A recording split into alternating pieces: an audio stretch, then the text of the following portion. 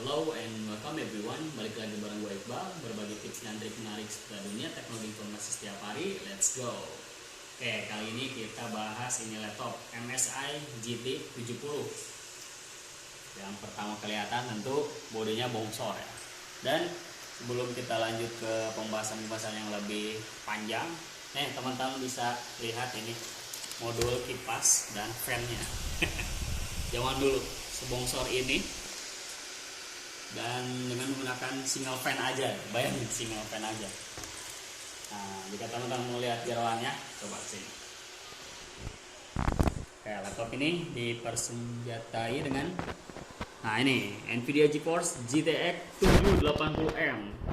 780M itu pada masanya di 2014-2015 ini udah paling tinggi lah, teman-teman bisa cari di drive Nvidia, ini paling tinggi ya, dengan 4 GB GDDR5 zaman dulu, bayangin. Core i7 4700MQ 4 core 8 thread.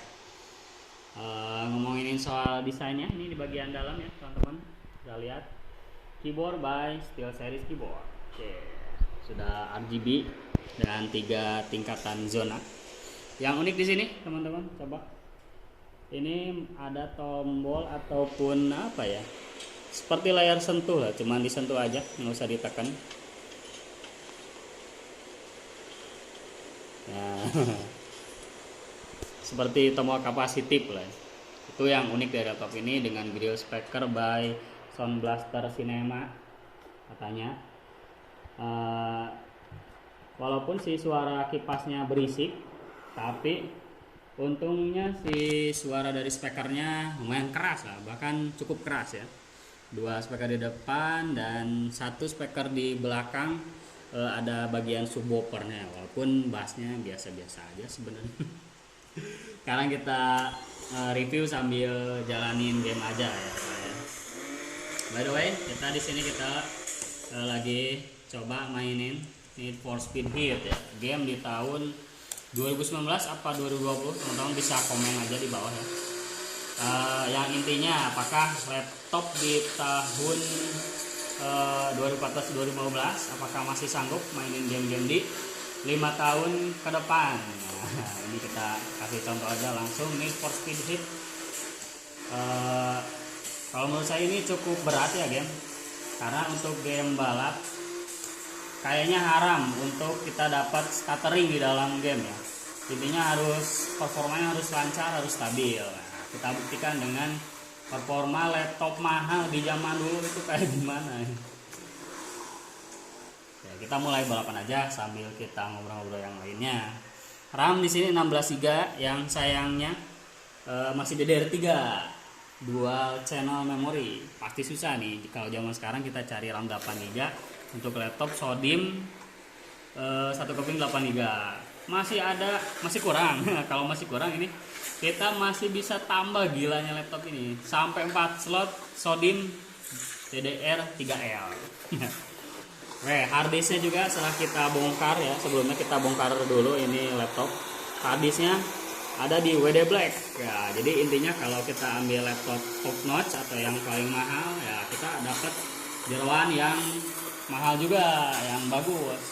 WD Black tuh jarang-jarang ya. SSD sayangnya bukan SSD tipe M.2 yang kekinian, yang slotnya sudah standar ya. Ini masih SSD, tapi pas saya cek ukurannya mungkin yang agak beda dengan laptop kebanyakan sekarang ya. Besarnya itu kurang lebih panjangnya segini. Ini kita sambil main Need for Speed Heat, sayangnya jalan di low aja.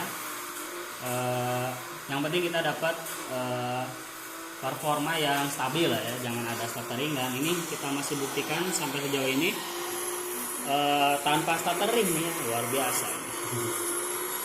Game laptop yang menjalankan game di 5 tahun ke depannya. Oke, kita bahas apa lagi? Kita bahas mobilnya ini. By the way, kita pakai Nissan Skyline GTR tahun 99.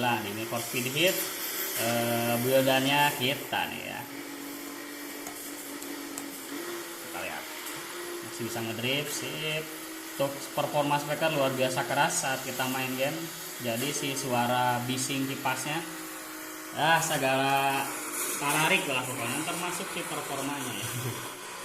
Kita bahas apa lagi kayaknya. Nah ini sayangnya untuk si mouse trackpadnya ini sangat kecil di zamannya ya. Kalau zaman sekarang kita ini kecil lah ya, termasuk kecil.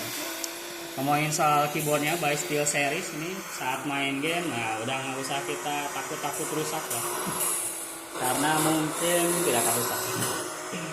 Sudah RGB juga by the way. Nah ini yang menjadi poin plus bedanya dengan laptop-laptop zaman now yang menganut desain tipis ya. Nah kalau laptop-laptop thick atau tebal kayak gini teman-teman, di bagian armrest ini kalau bisa teman-teman rasain, ini sangat-sangatlah dingin sumpah ini. Aluminium, kerasanya itu aluminium dingin aja, nggak kerasa apa-apa di tangan, nggak terasa panas, termasuk di area keyboard luar biasa. Yang panas tentunya pasti di bagian exhaust belakang dan juga samping. Sayangnya sekali lagi cuma single fan aja ya.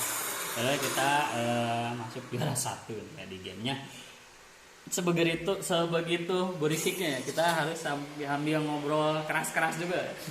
Nggak seperti biasa ini. Padahal malam-malam menggambarkan gimana performa gaming, apakah masih worth it di tahun ini. Kita misal ambil laptop bekas kayak gini, jawabannya kembali ke uang teman-teman sih, tapi untuk saya sendiri kayaknya untuk mengorbankan portabilitas,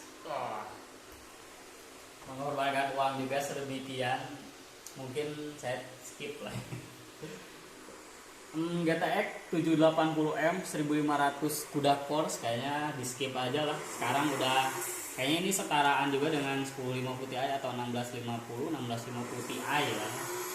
Dengan body tipis kalau di zaman sekarang kurang worth it lah kalau menurut saya.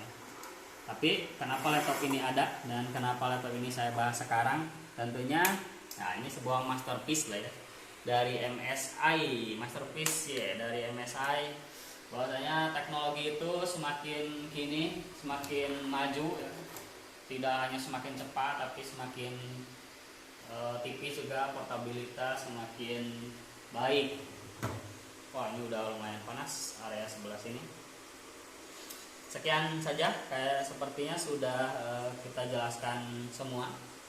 Sampai jumpa di video kita selanjutnya. Jangan lupa like, comment, dan subscribe channel ini apabila belum. Ayam Putra and see ya. Sampai jumpa di video kita selanjutnya.